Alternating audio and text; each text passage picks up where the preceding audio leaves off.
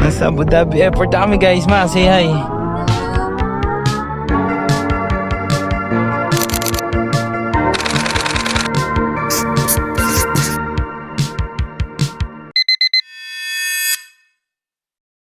Bilang isang OFW, iba talaga yung feeling kapag may nakaplanong bakasyon. Hindi pong months mong pinag-ipunan, pinagdasal at pinagbilangan ng araw. After a long working hours, finally, makakapag out of the office ka rin. Ang pupuntahang destinasyon, Georgia, Kutaisi. 4 days. 4 days na pahinga. Or so we thought. Ang flight namin is madaling araw from Abu Dhabi. So from Dubai, bumiyahe muna kami papunta sa Abu Dhabi para doon na matulog sa flat ng friend namin para less hassle at sure na hindi malilate. At syempre, mas masaya rin kami magkakasama, magkakaibigan, pamilya. Ting sa flat, dinner muna, simpleng kwentuhan, tawanan, konting movie trip. Minsan talaga hindi mo kailangan ng bonggang ganap. Yung simpleng bonding bago ang biyahe, sapat na.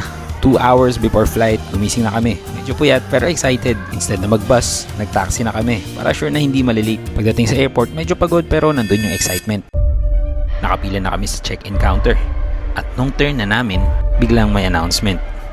Canceled ang flight namin.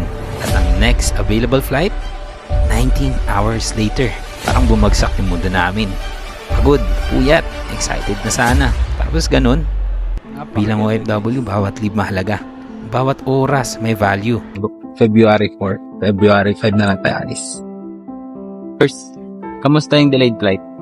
Antok. Gutom. Anong oras kang gumising? Kahapon?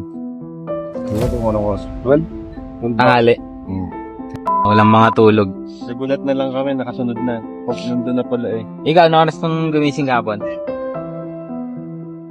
Ano oras? Joanne. Tanghali? Tanghali na. Sheesh! Delay tayo guys, so... Kaya naman kung bakit tayo nag-delay. Ano? Nilagnat yung pilot. Nakasiklib yung pilot, so... The next day tayo alis guys.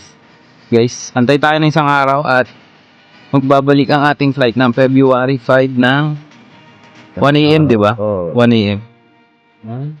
Sa kasamaang palad guys, talagang delay ang flight namin. Kahit ipilit namin, di kami makakalis sa Abu Dhabi Airport. Sorry guys. Kaya ang ginawa na lang namin, naghanap kami ng paraan para maaliw ang mga sarili namin at kahit paano ay mabawasan ng stress at pagod na nararamdaman namin. Isipin nyo, 19 na oras, halos isang buong araw ang lilipas. Pero ganun talaga, minsan ang biyahe at buhay. Dumarating ang mga sitwasyon na susubok at pasensya at pananaw mo. At imbis na magpatalo sa inis at pagkarismaya, mas pinili lang namin mag-focus sa mga susunod na hakbang at sa mga bagay na kaya namin kontrolin.